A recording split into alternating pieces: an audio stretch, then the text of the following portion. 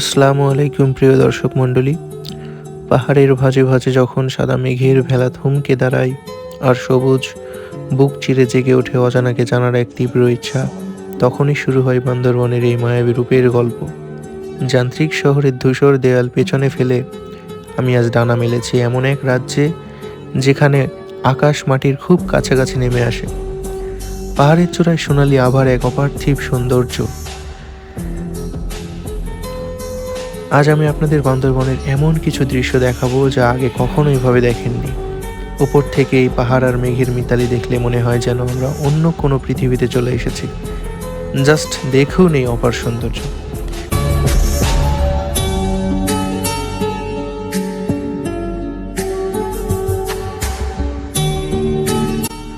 নিচে বয়ে চলা সাঙ্গু নদী আর পাহাড়ের বুক চিরে চলে যাওয়া এই আঁকাবাঁকা রাস্তাগুলো ড্রোন থেকে দেখতে কি অসাধারণ লাগছে, তাই না? বান্দরবনের এই বিশালতা আর সবুজের সমারোহ সত্যিই মন জুড়িয়ে দেয়। প্রকৃতির এই রূপ ক্যামেরা বন্দি করার অনুভূতিটাই অন্যরকম। উপর থেকে পাহাড়গুলোকে দেখলে মনে হয় যেন তারা মেঘের সাথে লুকোচুরি খেলছে। এই ড্রোন শটগুলো দিয়ে আজকের ব্লগটা শুরু করলাম, যাতে আপনারা বান্দরবনের আসল রূপটা এক পলকে দেখে নিতে পারেন। পুরো ভিডিওতে থাকছে আরও দারুণ সব মুহূর্ত। আশা করি আপনাদের ভালো লাগবে। কথা না বাড়িয়ে চলুন আজকের মূল ভিডিওতে যাওয়া যাক।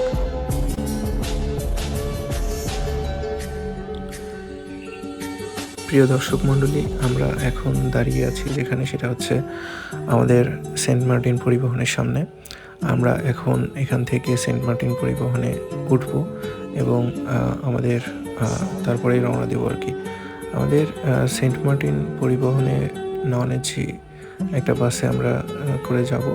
তো এই বাসে আমাদের নন এসিতে ভাড়া পড়েছিল 950 টাকা। আপনারা এসিতেও যেতে পারেন, সেক্ষেত্রে আপনাদের ভাড়া পড়বে মাত্র 1200 টাকা। আমাদের এই নন এসিতে করে আমরা আজকে রওনা দিচ্ছি।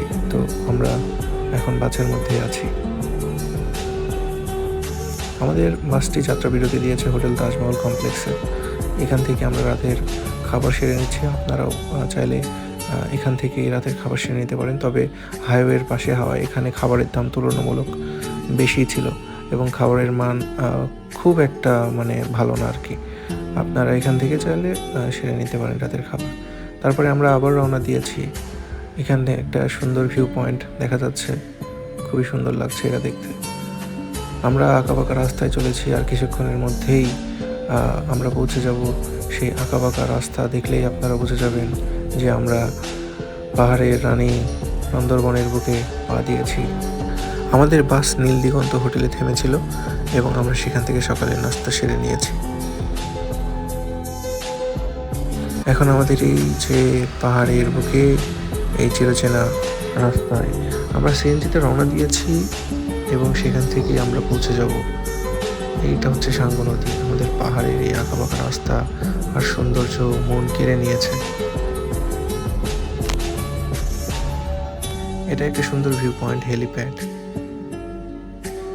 আঁকাবাঁকা রাস্তা আমাদের মন কেড়ে নিয়েছে, যেন মেঘের বুকে এক টুকরো সবুজ প্রকৃতি। এখান থেকে আপনারা চাইলে এখান থেকে গাড়ি ভাড়া করে নিতে পারেন। এটা খুবই সুন্দর একটা ভিউ পয়েন্ট, এখানেই আমাদের গাড়ি থামিয়ে দিয়েছে। এটা খুবই সুন্দর একটা ভিউ পয়েন্ট। আমরা এখানে এসে পৌঁছেছি আর কি।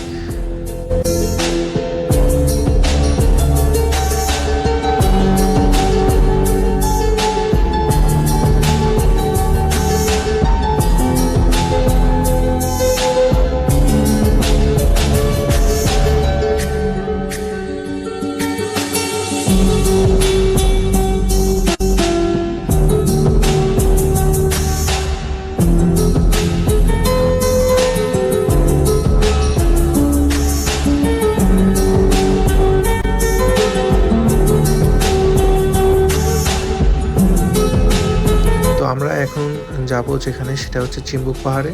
তো চিম্বুক পাহাড়ে যাওয়ার জন্য আমরা এখান থেকে গাড়ি ভাড়া করে নিচ্ছি। সেক্ষেত্রে আপনারা যদি একা থাকেন তাহলে ভাড়া করতে পারবেন, গ্যাংয়ের সাথে থাকলেও ভাড়া করতে পারবেন। আমরা এখন রওনা দিয়েছি চিম্বুক পাহাড়ের উদ্দেশ্যে।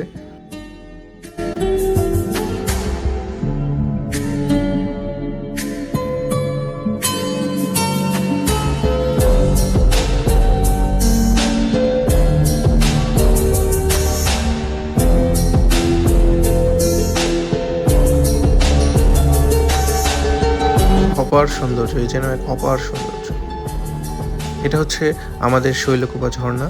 শৈলকুপা ঝর্ণা আমরা সবাই চিনি। এটা সুন্দরভাবে বহমান, কি সুন্দর লাগছে।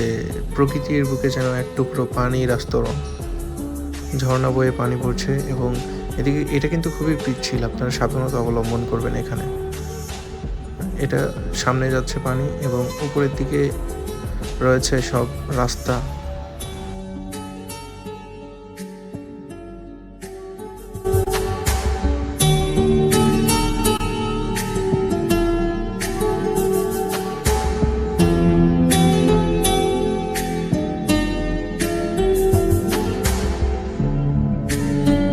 খুবই সুন্দর একটা বুটিক।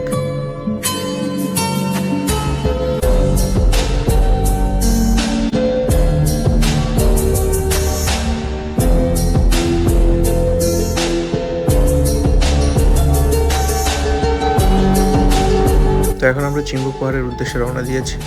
এখান থেকে আমাদের একটা ফর্ম NID দিয়ে পূরণ করতে হচ্ছে এবং এখানে আমাদের 20 টাকা লাগতেছে। আপনারা জন্ম সনদ দিয়েও করতে পারেন।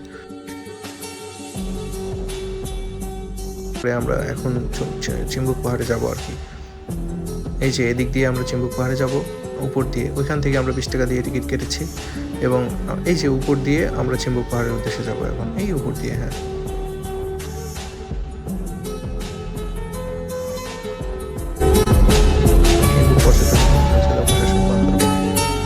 এটা খুবই সুন্দর একটা ভিউ পয়েন্ট এখানে। এটা হচ্ছে ডাবল। আজকের মতো এখানেই, পরবর্তী ভিডিওতে আপনাদের দেখাবো ইনশাল্লাহ।